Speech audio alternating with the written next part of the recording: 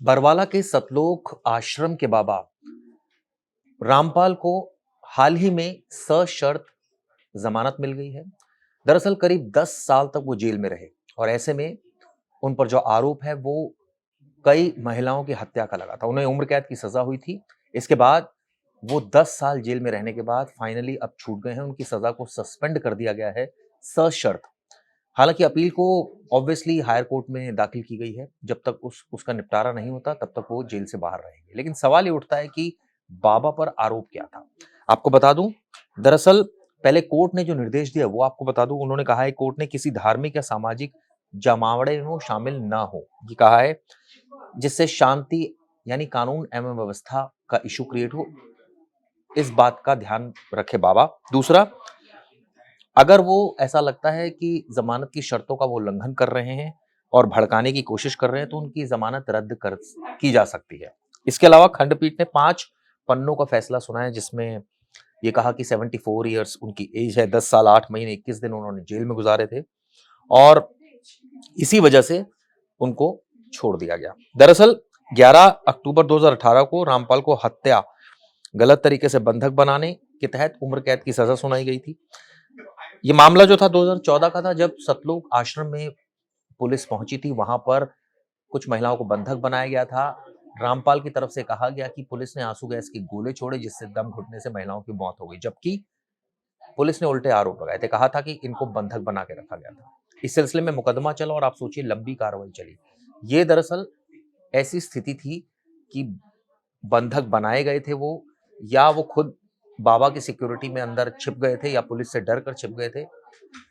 ये तो आने वाले वक्त में पता चलेगा। लेकिन इतना साफ था कि पुलिस ने जो केस बनाया था वो ये बनाया था कि बाबा ने बंधक बनाए थे, जबकि बाबा का कहना था कि पुलिस ने आंसू गैस के गोले छोड़े और ये वाकया हुआ। बंधक उन्होंने बनाया नहीं बनाया, इस बाबत उनका साफ कहना था कि वो अपनी मर्जी से वहां पर रुके हुए थे।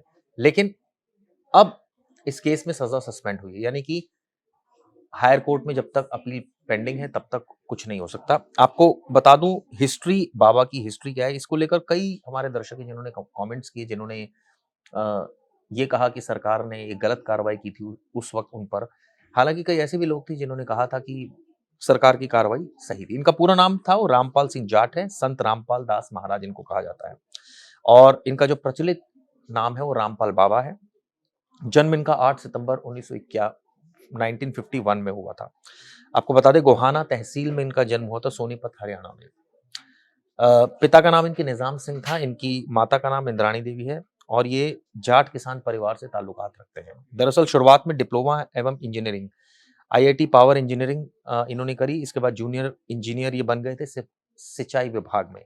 1975 से लेकर 1995 तक ये जूनियर इंजीनियर रहे, यानी जेई। इसके बाद कबीरपंथी संत स्वामी रामदेव देवानंद जी से इन्होंने दीक्षा ली 1994 में, यानी इनका झुकाव अध्यात्म की तरफ शुरू हो गया था। संत मार्ग की शुरुआत हो गई थी, इन्होंने नौकरी छोड़ दी और उसके बाद आध्यात्मिक प्रचार प्रसार शुरू कर दिया। और आप सोचिए इनका सतलोक आश्रम है, बरवाला हिसार में है और इसकी अन्य शाखाएं भी अलग अलग जगह पर है, रोहतक में है, सोनीपत में है।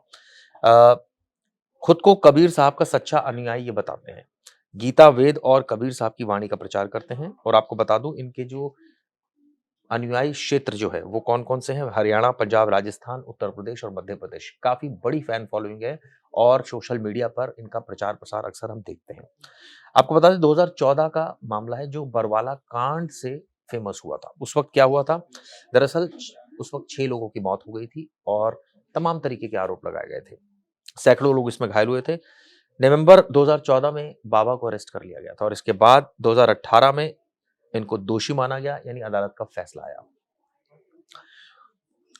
इस समय स्थिति क्या है वो आपको बता दूं, जेल में बंद थे अब तक, लेकिन अब बाहर आ गए हैं। लेकिन उनके प्रवचन और वीडियो अनुयायी सोशल मीडिया पर प्रसारित करते रहते हैं और बहुत बड़ी फैन फॉलोइंग है जो मानती है कि सरकार ने जो कार्रवाई की वो गलत की।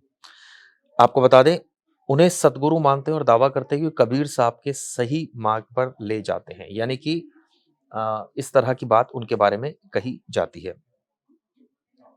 ये भी आपको बता दूं कि 2006 में रोहतक में आश्रम विवाद के दौरान भी झड़प हुई थी, जिसमें कई लोग घायल हुए। तब भी उनका अ, विवाद जो है से नाता जुड़ा था। लेकिन 2014 का कांड काफी बड़ा था। जब आश्रम में गिरफ्तार करने पुलिस पहुंची तो काफी हिंसक टकराव हुआ उस वक्त। और उस वक्त 6 लोगों की मौत हो गई। आप सोचिए उसके बाद ये मामला प्रकाश में आया।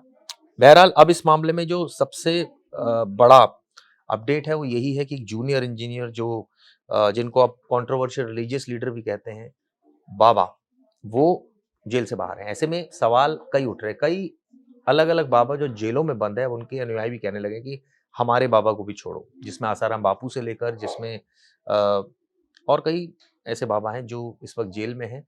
हालाँकि राम रहीम बाबा की अगर बात करें तो वो अक्सर उनको पैरोल मिलती रहती है, वो बाहर आते-जाते रहते हैं। लेकिन कई अलग-अलग जो बाबा बंद हैं, उनके अनुयायी अब इस तरह की माँग कर रहे हैं। बहरहाल इसको लेकर और भी अपडेट्स आपको देता रहूँगा। ये वीडियो आपको कैसी लगी दोस्तों ज़रूर बताइएगा। शुक्रिया।